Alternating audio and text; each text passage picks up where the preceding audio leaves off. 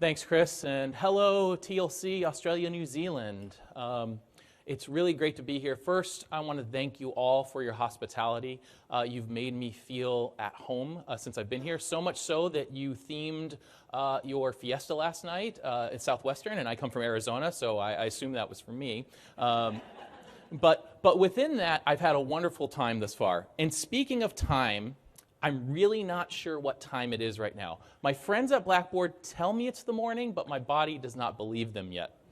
And so where I come from, today is not even happening yet. Right now feels like I'm on some sort of Doctor Who time warp TARDIS adventure.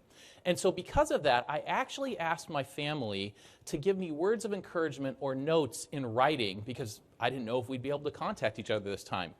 And so I felt like you and I have all become friends. So I want to share those words and notes of encouragement with you, if you'll allow me, as I make my travel out here. So within that, first we have a note from my older brother, Brad, and he says, "Have fun.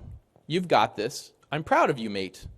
Also, don't try to use an Australian accent. You sound more like a drunken Scottish Highlander." Thanks, Brad. My twin brother, Brent, he has a next note. He says, "No words of encouragement because you didn't invite me to come along. However, thank the fine people down under for bringing Cooper's Pale Ale and Hugh Jackman into this world." So, my parents now, they're next on this. They said, "We're proud of you and your accomplishments." And then my dad, who's an architecture buff, says, "Enjoy Australia. It is a beautiful place, and be sure to visit the Sydney Opera House." My mom also says, "To combat jet lag, sleep when it's dark and be awake when it's light." And then, oh, one last thing, listen to your older brother and don't try a New Zealand accent either. It's not going to work. And then finally, I have a note from my wife, and it says, "I'm so proud of you. You are wonderful. You're the best husband and dog dad. And then, wait. P.S. Try to sneak a koala bear home through customs." Now, what she doesn't know is your customs is no joke out here, so that's not going to happen. So, a little bit about giving you some context about me and the University of Phoenix. I'm the Associate Provost for Strategic Initiatives. I'm talking to you today because I was the executive sponsor of our rollout for the Blackboard Ultra platform. And within that, I felt it would be a good idea to give you some context about University of Phoenix. We're a large regionally accredited institution in the United States. We offer associate degrees all the way up to doctoral degrees and even professional certifications. Additionally, our student base is very diverse. We have over 50% minority ethnic populations. The majority of our students are female. The average age of our students exceed 30 years old. We're a working adult university. Another really unique thing, over 23% of our students actually request accommodations. And that becomes really pertinent and vital to some of the things I'll touch on as far as our strategy going forward. We're also on what's called a non-term calendar. A non-term calendar is there's no terms. We have no semesters. We have no time frame that's bound. And a way to look at it, it's almost like if we were an airport, students can take flights, miss their flight, and then get on another flight in a few weeks. And so our courses are running continuously, which makes it very difficult for change management, and I'll speak on that a little bit.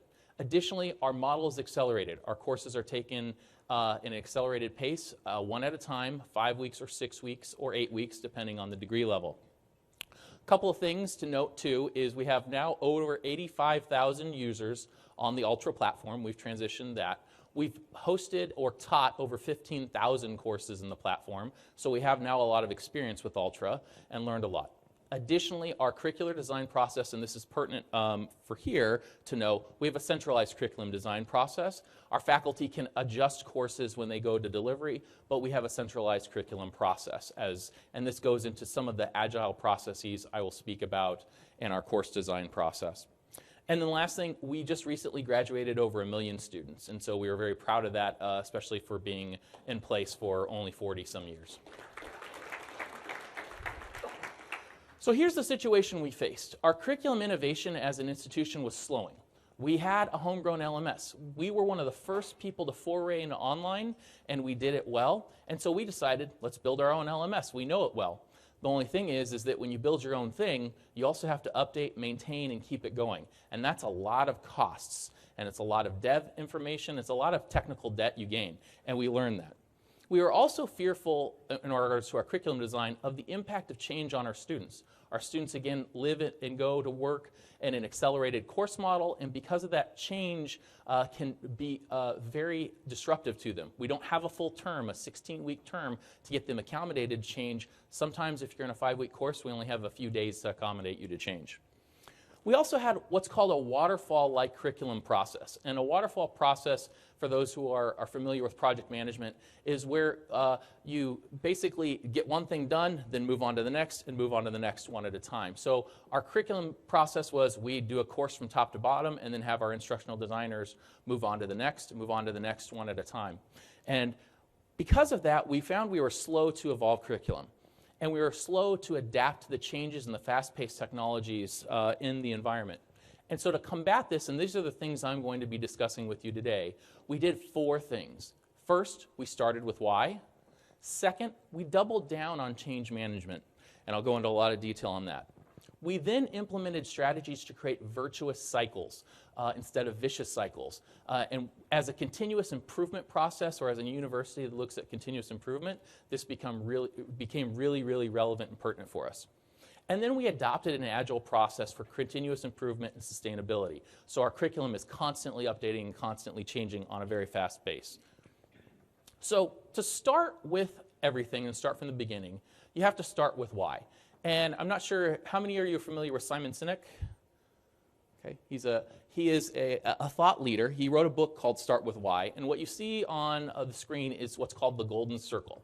And the golden circle indicates that to do anything effectively, you actually have to start with why, then move to the how, and get to the what. And this is because the why is the wellspring of motivation and alignment in an organization. The why is why you do what you do. It's what your purpose is. Also, one of the benefits is change is adopted easier with a clear why driving behind it. And then knowing your why also helps, going into a few things I'll talk about later, virtuous cycles. And then you can let people know how something will occur and what will happen. And I'll give you a brief example. So let's just talk about an LMS transition. So if I start by saying to you, what we're going to do is put you in a different LMS. How we're going to do it, we're going to give you some materials, and why we're doing it is because it's better for you. So that's working from the what to the why. And that's how we do a lot of things. We say, this is what we're going to do, this is how I'm going to do it, and this is the reason why. Whereas if you start with a why and say, we believe in curriculum development and curricular activities that enrich your lives, and so how we do that is we're going to give you a great platform to go forward. And what we're going to do is we're going to change, and we're going to put you on a different LMS environment that helps your learning develop and unlocks new possibilities. Feels completely different when you go from the why to the how to the what. So our guiding why. And so when we started, we said, what is our guiding why? What is the reason we do, what we get up in the morning? And this is a quote I'm often saying to audiences I speak to because it's important for our institution and who we are. And it was from our founder, Dr. John Sperling, and he said this 40 years ago, and it still rings true very much today. It says, as we move to meet the educational needs of working adults in a mobile society, our conception of the university must extend beyond place and embrace process. An adult university cannot be campus-bound. Rather, its borders must be defined by the lives of its students. 41 years ago, our why has been with us. We have to be defined by the lives of our students. And this promulgated our decisions in the future on how we changed our LMS and how we process things, because it was not about serving our needs. Our why was creating curriculum and learning that met the needs of students, not what we thought. And so that existed 41 years ago, and that was our guiding why. And so when you have a why, then you move on to change management. You have to understand your why before getting into change management. And here's some of the importance of change management. There's an old saying that's attributed to Peter Drucker that says, culture eats strategy for breakfast. Now, I can tell you this, if you want to try to prove that true, try to implement something without change management. You can have the best ideas in the world, and if you don't have the proper change management and the proper buy-in from individuals, you aren't going to be able to do what you want to do. Within that, Successful implementation on change is about not only how you design to do something, but changing hearts and minds. Again, going back to the why. If you start with the why, which is your motivation, that will assist you in moving forward. And we had to do components of that as far as our change management. We had to invest in that. And so, as institutions, a lot of times we have limited resources and time constraints. We're focused on get things done, get out the door, get activities done. And the reality is there's a process that said sometimes you have to slow down to speed up. And change management is a function in which you have to slow down to speed up. Now, I'll prove the importance on why the why is important on change management. So first, I want you to just fold your arms the way you're most comfortable. Everyone in the audience, fold your arms. And cameraman, don't get a view of the audience on this. It's a bad look with everyone with their arms folded when you're talking. Now, I want you to change your arms to the way that you're not comfortable, not necessarily comfortable, okay? And some of you aren't going to do it because you're going to say, Mark, that feels weird and it's uncomfortable for me. And it is. But what if I told you the reason why I asked you to do this is because folding your arms in the way that isn't normal improves your cardiovascular system by 5%, adds on 6 months to your life. Well, now that's a completely different story. We have people walking in the hallways going, hey, how are you? Doing my cardio today, can't shake hands.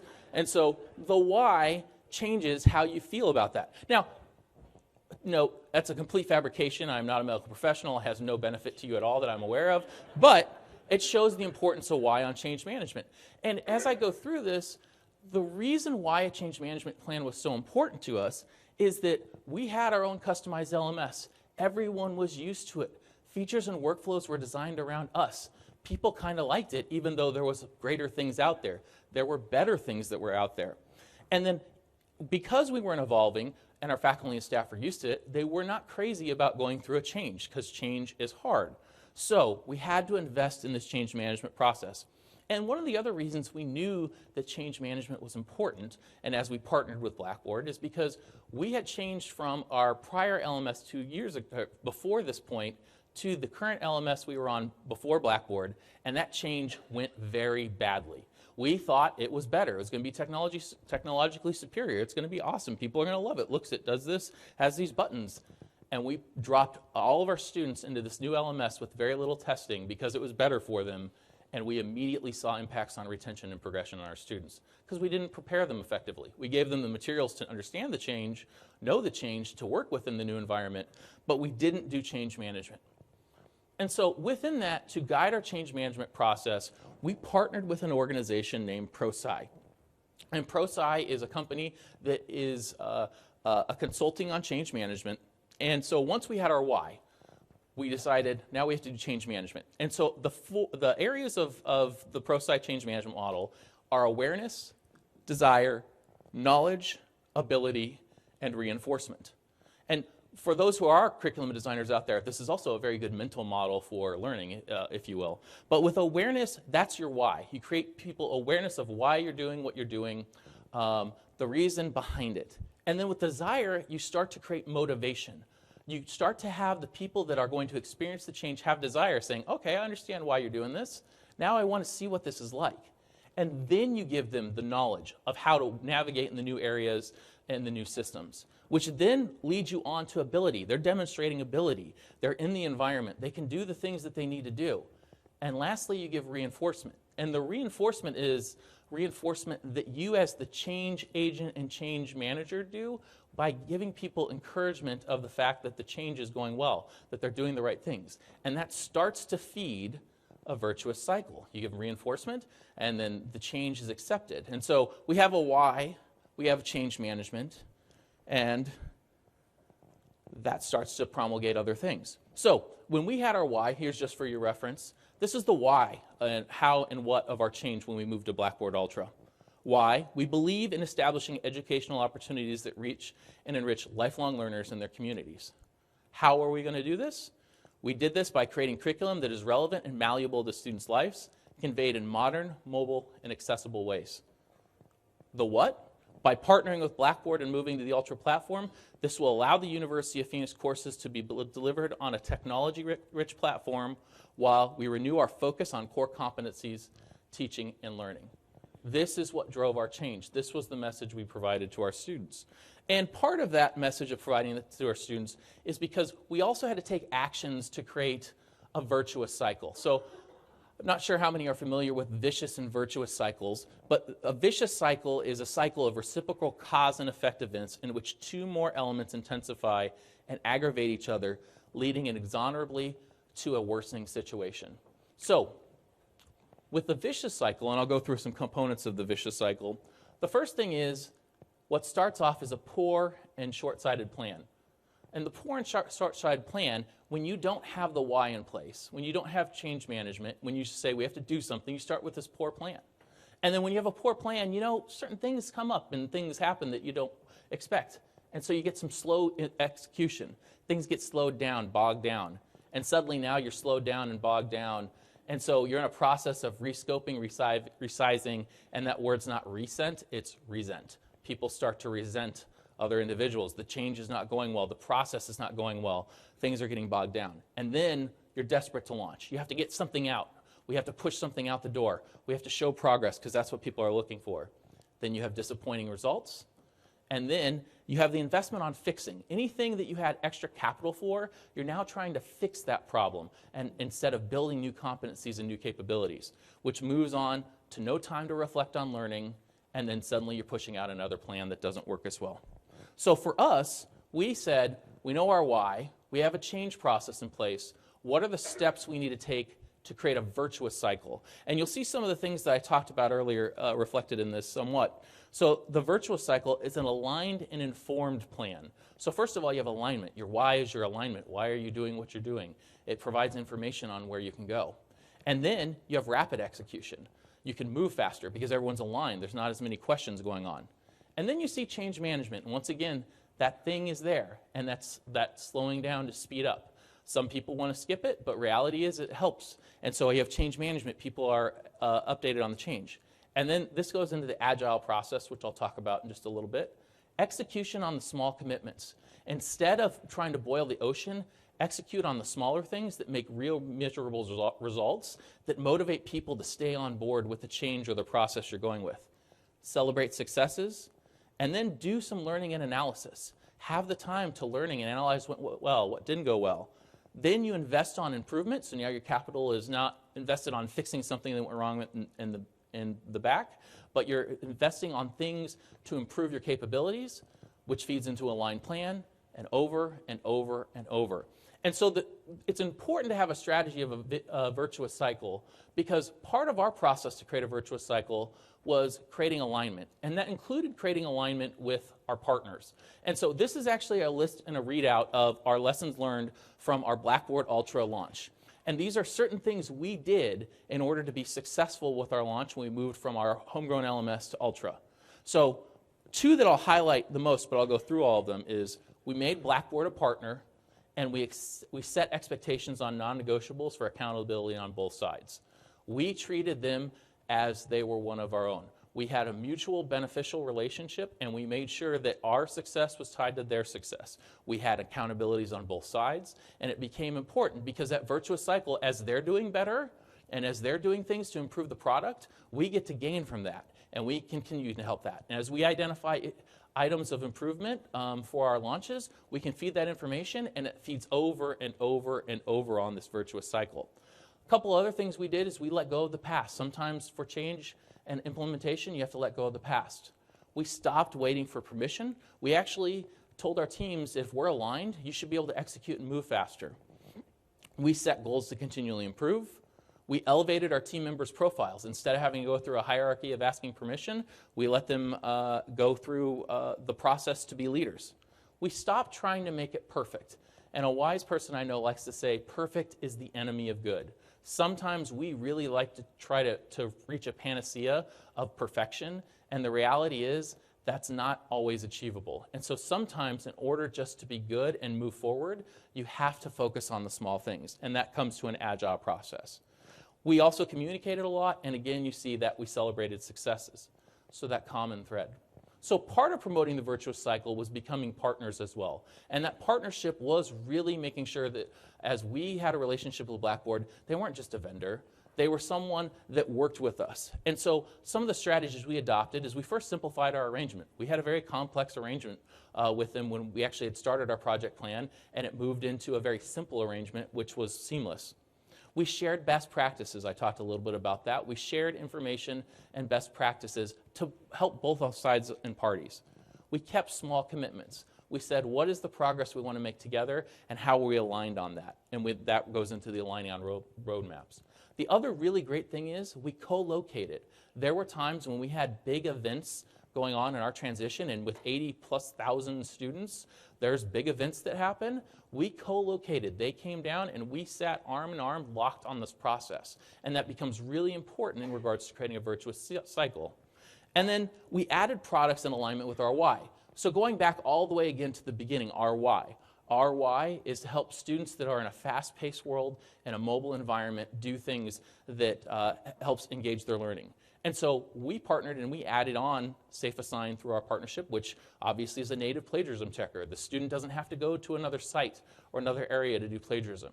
We implemented Collaborate. And so our courses, they are both taught online and physical face-to-face, but we actually allow our faculty and actually have our faculty use Blackboard as the LMS inside their physical classroom. And so people have experience on it. But what we found in our online environment is primarily asynchronous, is that students in an asynchronous environment still crave synchronous activities as long as it's on their own time schedule. And so for students to have ad hoc or pop-up sessions in Collaborate has been a really powerful tool by a click of a button. And there's also some other things we've done from a curricular basis which has really advanced that. And the last product we added on with our partnership was Ally.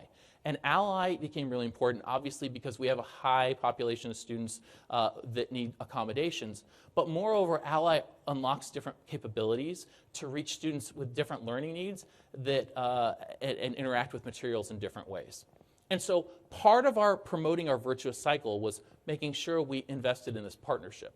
And so once we had this virtuous cycle going, we then complemented the virtuous cycle by adopting an approach for curriculum development, which was cyclical, which is an agile approach.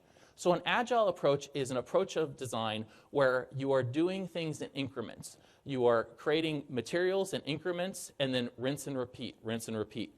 The little icon on the board is from an organization named SAFE. It stands for Scaled Agile Framework. So what we did with our courses is we looked at our courses and we knew that, of course, there's going to have to be a refresh schedule, and of course, we're always going to be looking at updating content. But could we take what's called a feature-rich approach to our curriculum design? And a feature-rich approach to curriculum design is where you add in features to improve the experience of the students, especially when you are dealing with an environment that is more malleable, such as Blackboard Ultra. And so with these features, you implement something, and then you add to the product, and then you rinse and repeat. And each additional feature builds upon the next feature to create more value and more velocity. So instead of just updating one course at one time, which only the students in that section benefit from, we actually updated with a small commitment feature across our 2,000+ courseware at one time, and then added on the next layer of features, and added on the next layer of features. And so as that process continues, we build one area of value that turns into 2 areas of value, 3, 4, and on and on and on and on. And so, again, with our model, with the centralized curriculum design, we provide those baseline building blocks for our faculty. Our faculty then can adjust the courses as they see fit, but when we fill in this feature-rich process, instead of, again, a waterfall flow, we found better capabilities. So, one of the other part is, from a project planning approach, you can also take an agile approach. And so Agile assisted our release strategy. And our project release strategy is up here. Here was our implementation schedule as we transitioned from our homegrown LMS to Blackboard Ultra. We started originally with one college at the graduate level program, and we did a limited release. And of the limited release, we then evaluated the activity of those students. We got data from events, we did surveys, we did also caliper consumption for data analytics, and we said, what's working in the environment? And then we did another limited release and improved, and improved, and improved. And then we started adding on another college, which was our College of Health Administration, and on, and on, and on, and on. As we continued to pick up the velocity, there was more value because we had features implemented here, here, here, here. We created more value over and over. So that when we got to what we called on the internal team the big blue wall, which is this big blue area, which is all of our undergraduate students, it was a better product and a good product for release. Now, I will say we did call it the Big Blue Wall, and there was a lot of Game of Thrones references because of that, because it was a big blue wall right here. But it was something that we created as far as a culture base that allowed people to rally around and swarm on the importance of this activity, and that we were building up towards this large event. And speaking of the co-location, we actually opened up a command center when we had the biggest tranche of our students released into this, which was over 40,000 students at one time into Ultra, and we had the Blackboard team at our offices at that point in time. And it was a great time, and it was something that we felt very successful and important to us. But this is our project release approach. But from a course approach, and this is the most eye chart slide that I have, so I apologize for this. I'm welcome to share it with anyone else.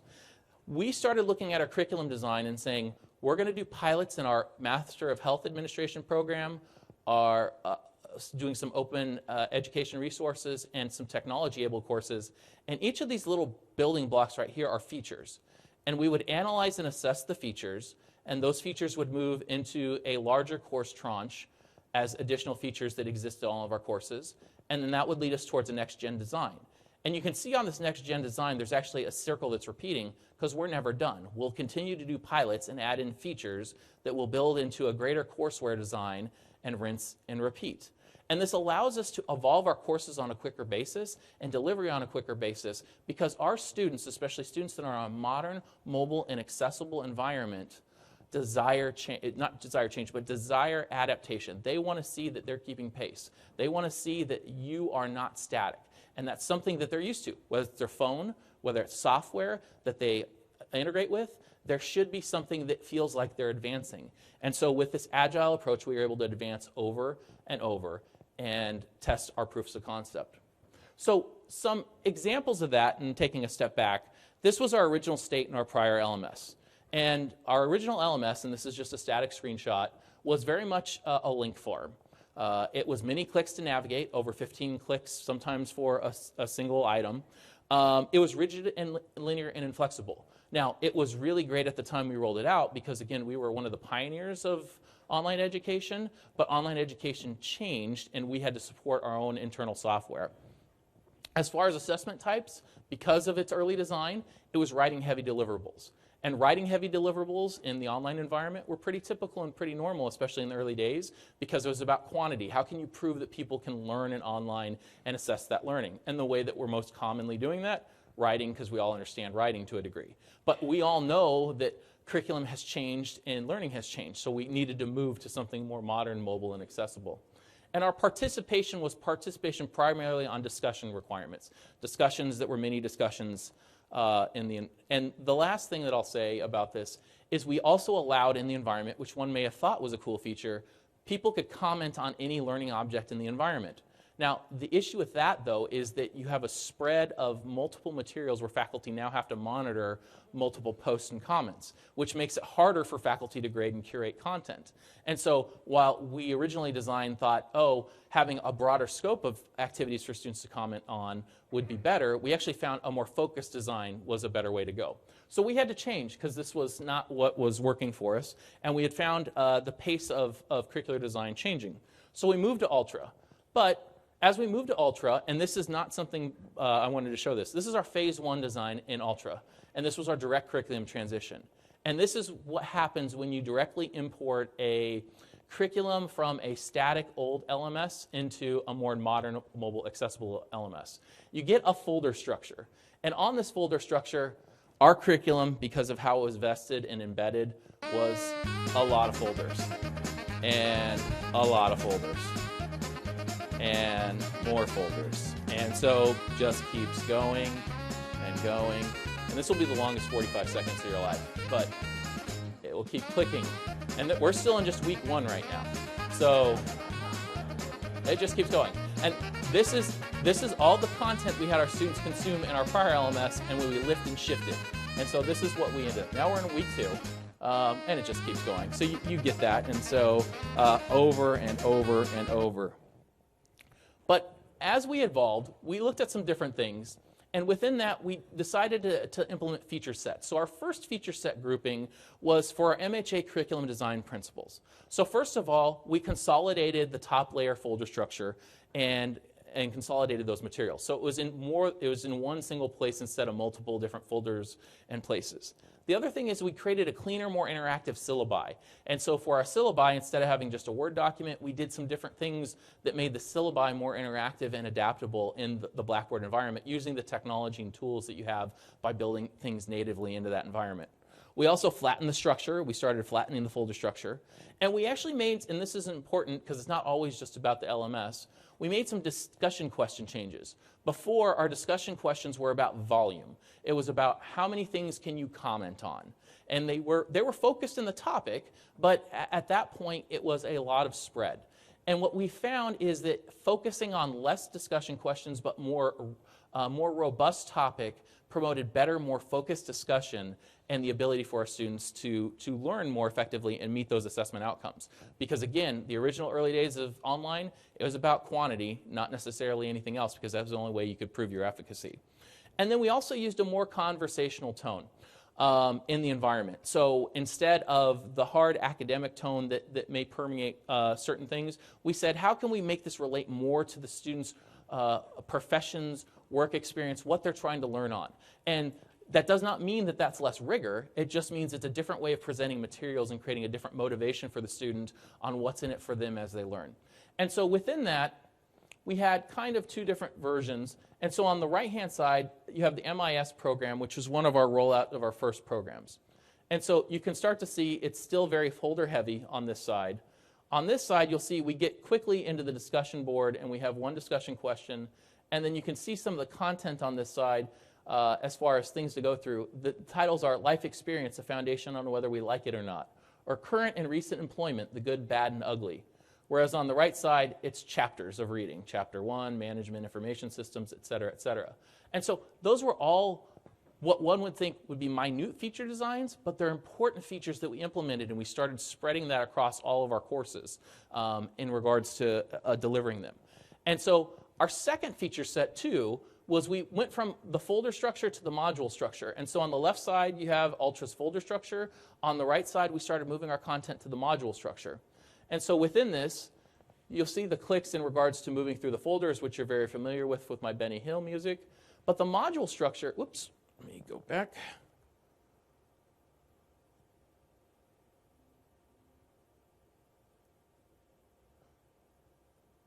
There we go.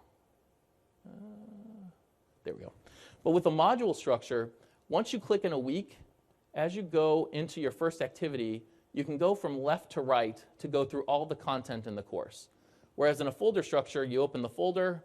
Once you click on an item, you'll always have to go back to the purple icon. And so in this module structure, it's much easier for the students to get through their content than it is on the folder structure. And so we found that that was a simple feature set that we could do, and we continue to get more feedback from our students on the benefits of that. Additionally, we actually worked with Blackboard and internally on creating some quality of life enhancements. And so those quality of life enhancements, first we had some student enhancements. When we were working on Ultra and working as one of the first adopters of Ultra, we worked and we said, for a mobile student environment, there needs to be some enhanced discussion threading. And so the version 1 of discussion threading versus the version that you see in discussion threading now was adapted based off of those conversations in this kind of assess and release process. We also have a lot of learning teams at our university. The panel and how things work in the learning team assignment area, we've done some enhancements and work to provide feedback on that. We also had student workflow submissions update. So the interesting thing is, as Blackboard, and one of the great things about Ultra is that the mobile browser experience is the same as the native experience on a PC. And we found that to be very, very important and pertinent for us because our students are always on the go. And within that, there are other experiences that if you can't get to something in a learning environment on your mobile phone, even though it may look cool on a PC, it doesn't do you any good if that's how the student is going to class to learn. And so within that, we found that there was some assignment submission and workflow changes that fit both the PC and the mobile experience. And then we also worked on some improved activity notifications. Some other things we did from a feature set perspective was faculty enhancements. We had enhanced iconography for faculty to know where to go and to do different things. We also created curricular sandboxes. Now, again, our school's a little bit different because a lot of schools may have sandboxes or the ability to have an individual enroll in a course, but we wanted the ability for our faculty before the change to enroll in courses, play with the activity, adjust all their content, and then see how things go. Within that, because of the way our structure was worked, faculty are not always in that. So giving them some play space has helped us improve our curricular design and help adopt change management. And the last thing, and this is specific to us, but the point I'll make is these are things you should be looking for. We had an automated due date population. So again, our courses are accelerated, 5 and 6 weeks for undergrad and grad students, 8 weeks for doctoral students. And so a lot of our assignments, when we have that week structure, are due at a similar time. For our faculty, to have them go in and update due dates over and over for each course they teach was a lot of time spent away from thinking about updating the content in the classroom. So for us, we had a process where we have a script that runs that updates the due dates based on every time we basically book courses for our students. Now, the importance of that is what you should look as your curricular design or your centralized administration or anyone that's helping faculty, look for ways to take off those rote setup activities as you can and free individuals up to think about their courses, think about how they're going to personalize and make it their own. And so this is where we talk about some of the personalizing and making their own. So our feature set 4 right now, we're focusing on interactive video or interactive tools. So one of them is interactive video, and this is actually one of our courses. It's a criminal justice course. And we've partnered with our faculty to create videos with an organization called Play Pause It. We'll launch the video in a second. Now, one of the things about this video is you'll see it stutters a few times. And it stutters a few times because I'm trying to click the individual talking forward. You can't click him forward. You can't skip through the video. It keeps it where it needs to be. And as the faculty member talks about the information, you can't move it forward. And what will happen in about 30 or 40 seconds is that this faculty member will have a break, and there will be a question that pops up on screen. And the student can answer the question. Once the student answers the question, right or wrong, it transfers to the gradebook. And this is some of their learning activities, and this is helps them with learning. And then after they answer the questions, then the student can move back and forth or not edit the video, but move through the video as they need. But with this, we have been able to get, and you can see the Arizona flag behind this gentleman, we've been able to use our own faculty and our own members to create video content and also put this into assessments that feed back into the environment, which has been a really great thing. So it'll just be a second, and we'll see the question. And let's see if I answer it correctly. Hopefully I do, considering that's my area of the world. True. And I got it right. So within that, the other thing we've done is we've leveraged Collaborate in a lot of different ways. And we have actually one of our faculty members who is a chief of police in the United States. And what he does, even though his course is a physical face-to-face course that meets a few times a week, he actually has opened up Collaborate sessions when he's on patrol in order for students to watch him go on patrol. Now, he's recorded these, so I haven't been able to get a recording of this. But think of the power of a faculty member to say, if you want optional learning, we will take you on the go so you can see these type of learning activities and put that curriculum at a personal touch. And the overwhelming response from our students, again, not something that's required, just something that they can do while he's on patrol, has been amazing. And so we'll continue to use that more. But with a native environment, they don't have to go anywhere else. They can see who is online. These all become very important, especially even if you have asynchronous learning. The synchronous desire is there. It just has to be on the student's terms and the student's time frame. The last interactive activity, which is part of our feature set because we've just enabled Ally, is to put Ally on. And so one may think, well, Ally isn't interactive necessarily. But the reality is that for students that are on the go, one of the great features of Ally is the ability to convert speech, or not speech, but words into speech or text into audio. And so when we have a lot of students that use public transportation or are in the car driving their kids to work, etc., that allows them to interact with their curriculum in a different way that they could not do so before. And so while we may think of Ally as an accessibility tool for students that may be differently abled, the reality is it is a tool that can unlock more learning potentials for students that may not necessarily need it for their own needs. So as I get close to wrapping up, one of the things that someone has taught me a long time ago is as you speak, everything that you provide is all gravy unless you can back it up with some data. So for the data people, here's some data stuff. So within that, this is the on-track metric, which is our progression metric for all of our graduate programs versus our grad health science programs. In January of 2018, we actually implemented Featureset 1 on our proof of concept. So all those Featureset 1 that I talked about was implemented in January of 2018. Through this process, we then started to do the ultra cutover, and our health science programs are the top line, our all grad programs are the lower line. So the health science programs already began a little bit higher than the normal graduate programs. Then what we find is our NMHA programs, which were the longest courses that were baked in with our feature set designs, we have the highest delta between the graduate program all cohort on track versus just the health science programs, and that delta was up to almost 10%. And then we actually did ultra on all of our grad courses, and you start to see the line stabilize. Now, having the graduate program line with the MHA program line on top of each other, it shows good progress, but here's the kicker. The trailing 12-month delta before we went to a feature set design, did the change management, all the things I talked about, was 3.62%. So once we changed our curriculum design, once we started releasing Ultra, once we started doing these type of things, we started to see better persistence and efficacy within our students.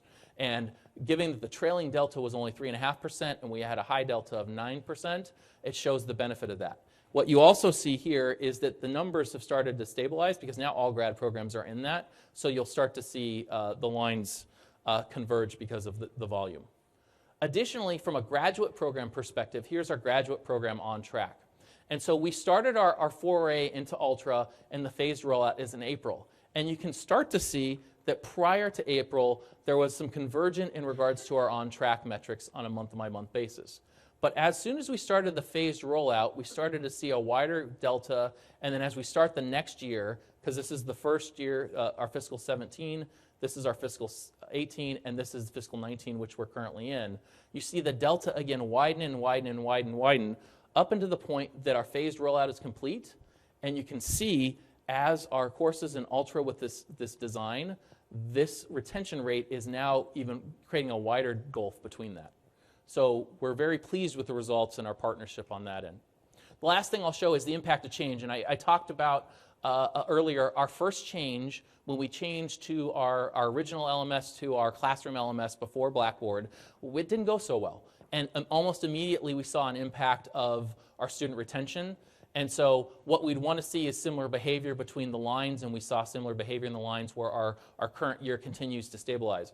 Or not stabilize, but go even higher. What we also expect based on leading indicators, because we're not done with our fiscal year yet, this blue line, which is the current year, will continue to trend upward this way, and this line, the delta between these two will continue to get higher and higher. But you can start to see the results of this process and why it's been beneficial to us. So to achieve these results, we did 4 things. We started with why. We doubled down on change management. We implemented a strategy to create virtuous cycles, and we adopted an agile approach for curriculum. And so within that, I would like just to say, perfect is the enemy of good. Sometimes we chase perfection. And a lot of times with education, we have to do things that are great. And if perfect is the enemy of good, and good is the foundation to great, this is the process to follow. So that is all my time today. I'm still not aware whether it's morning, noon, or night. So the only way I think that is appropriate to leave you is to say, good day, mates. Thanks so much.